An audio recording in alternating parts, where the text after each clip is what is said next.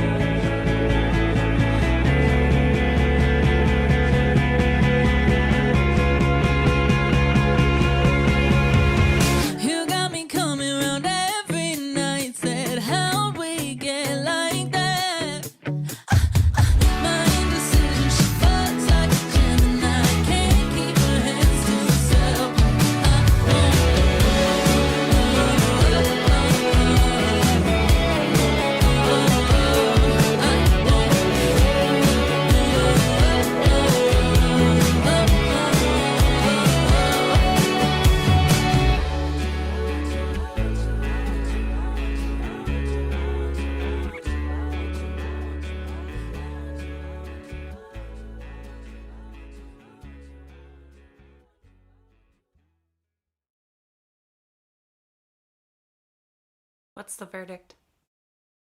Woo! It's so fun. To me, it has a very similar energy to the last song, Daydream. Um, uh, and that's a great thing. I can always do with more of that. And similarly, I had a really hard time taking notes on this one because I just wanted to experience it the whole time. Yeah. Meow. I'm back. Yeah, there was a lot of continuity here today with sounds and vibes and moods. Good collection of songs, and um, I definitely like really enjoyed kind of just this journey, this musical journey that we crafted today, and um, not planned. So it was really cool how that worked out. So this was a great choice, and thank you for bringing it and choosing this one in general.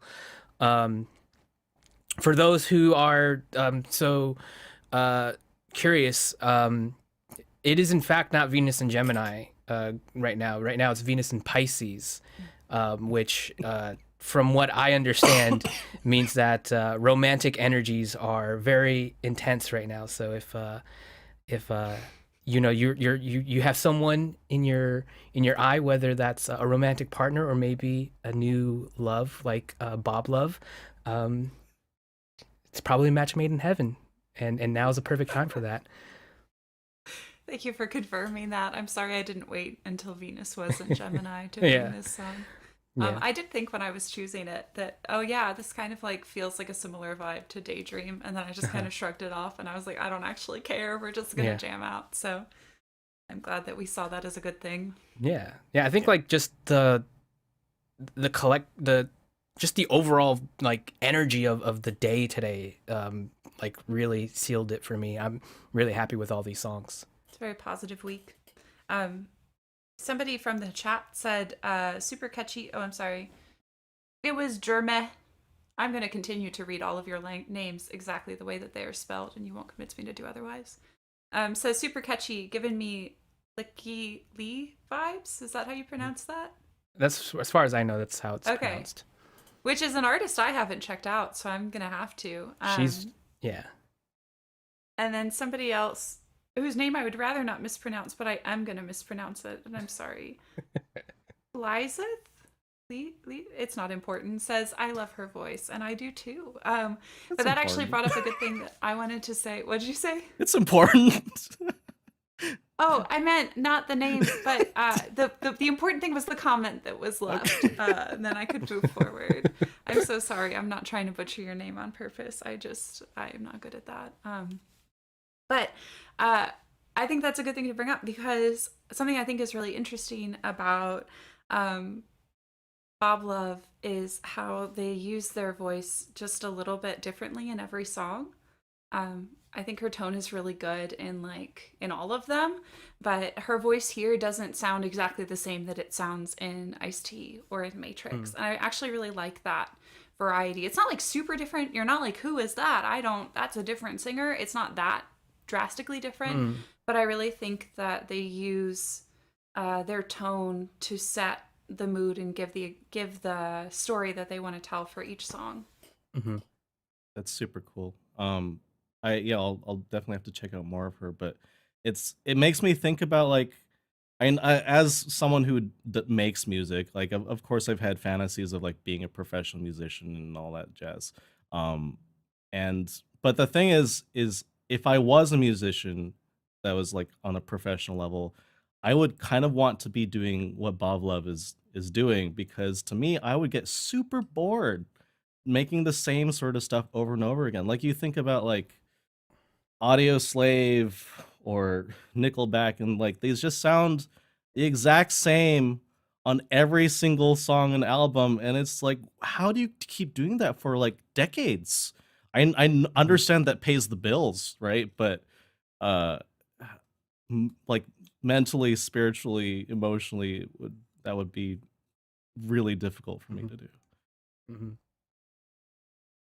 I think we see artists grow their sound over time like Taylor Swift being a huge example of it, starting in much more of the pop country world and working her way to pop to like folk. But I think that what's interesting about Bob Love is that, I mean, it's a literally, she calls it a mixtape, not an album, because the songs are so different from one another. There's definitely like a through line of style, and it definitely has a similar personality. But like the each song has its own sound and its own I don't want to say, I don't want to go so far as to say genre, they're all different genres. It's not like you're getting country on one and pop on the other.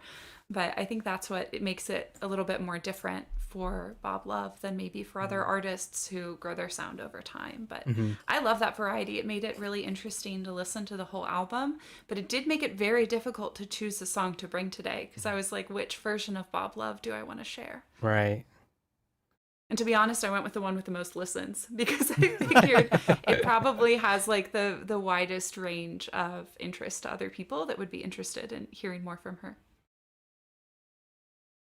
Yeah, I share a very similar struggle today with which song I wanted to bring from Former Hero as well, because there is, for the most part, a very consistent thing going on with Former Hero, but I think like something that really stands out for him compared to other like people in his sort of space of music is that he definitely has this really interesting tie-in with like rock musicianship, and I was like, do I pick something that showcases that side of him more, because I think that's like what would be like a really attention grabbing thing, or do I pick something that's like more immediately affecting, even though it's pretty straightforward and like how very EDM it is. And you know, I ended up picking the one that I felt like would make a really good first impression.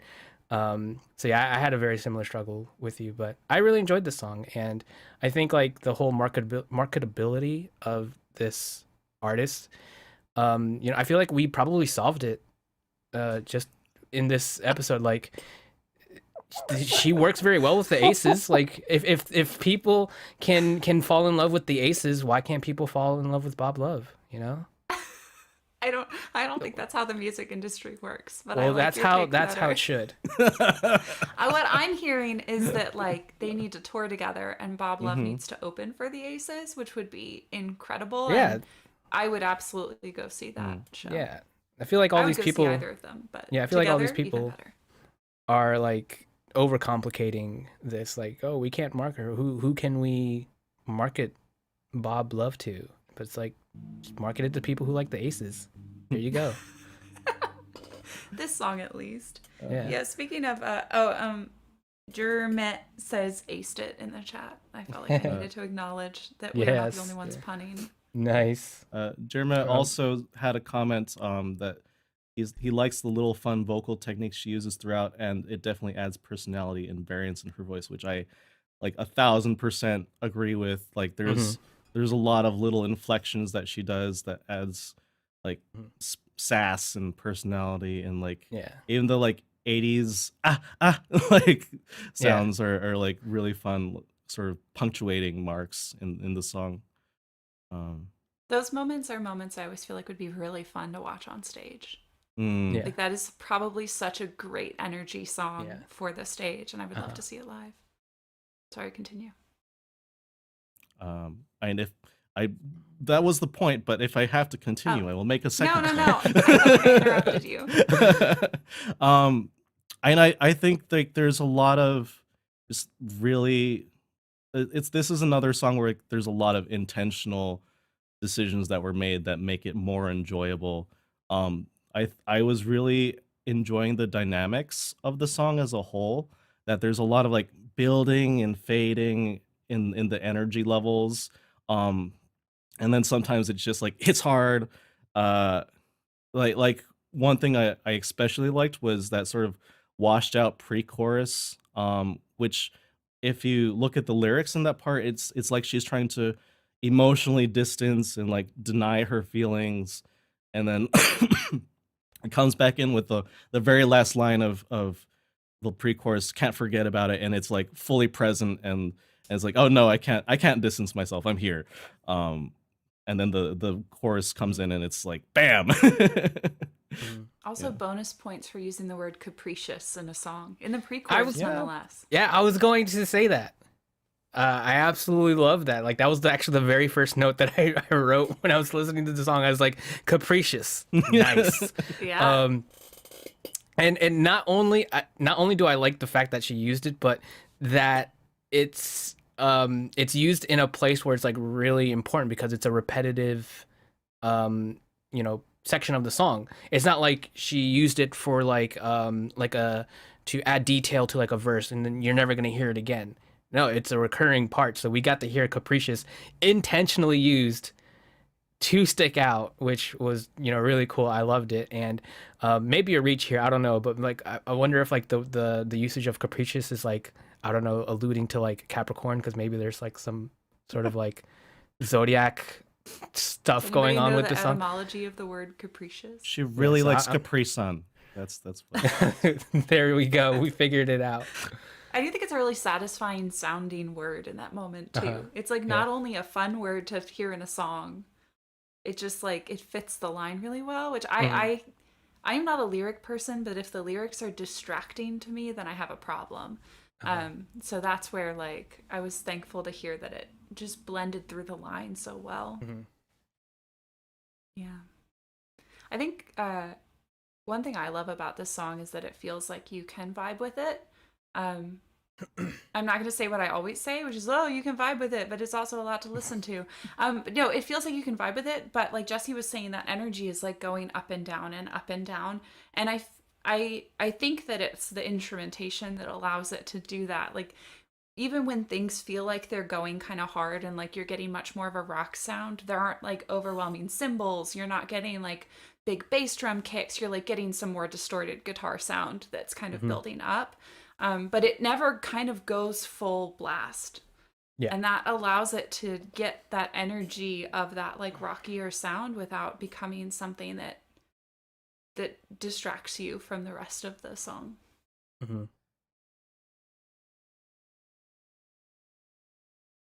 Yeah, And you go. go ahead. Hey, I was gonna Fight. no. I refuse. I was gonna take the conversation to another direction. So if you were going to, Oh, okay. I'll comment then. On that, like I think every time there's a transition though, even if it's a part we've heard before, like another verse or another chorus, the instrumentation is a little different every single time. Which is really fun as well because there's always, even if you're simultaneously looking forward to something that you enjoyed the last time you heard it, and then surprised when there's changes in it, which is really fun. That's such a cool point. Yeah.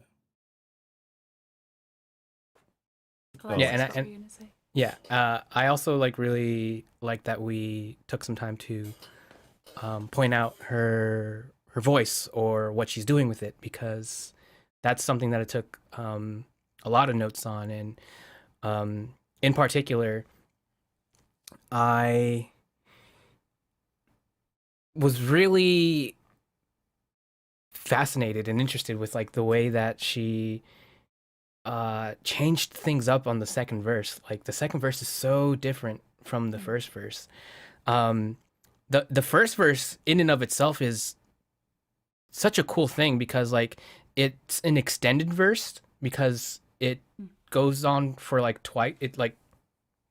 It's phrased twice as long for a verse, and the second half of that extended verse at the beginning, that second half feels like a pre-chorus, and I was really amazed at how she made the extended verse sound like a pre-chorus, but then the pre-chorus sounds very much like a pre-chorus, and it didn't feel like it was excessive or redundant.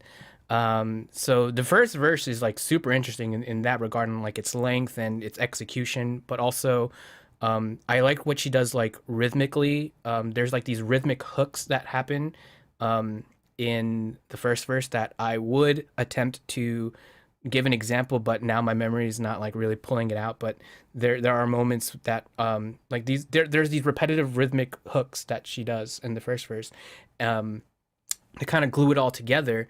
And then the second verse, like it's like this rapid delivery. It's almost rap like, there's like no resemblance to the first verse. And the only resemblance that they share is that there is like these repetitive rhythmic hooks, but they're not the same rhythmic hook from the first verse. And there's like this manic energy that I get from like her vocals, not in terms of like manic in terms of the character, but like manic in terms of the energy, especially like when you compare the first verse's energy to the second verse's energy, and it's just like all over the place. And how we're talking about like this song kind of has like high energy, low energy, high energy, low energy, with the way the music itself is kind of like going on this ebb and flow. So it's also there for her voice as well, which is really, really cool.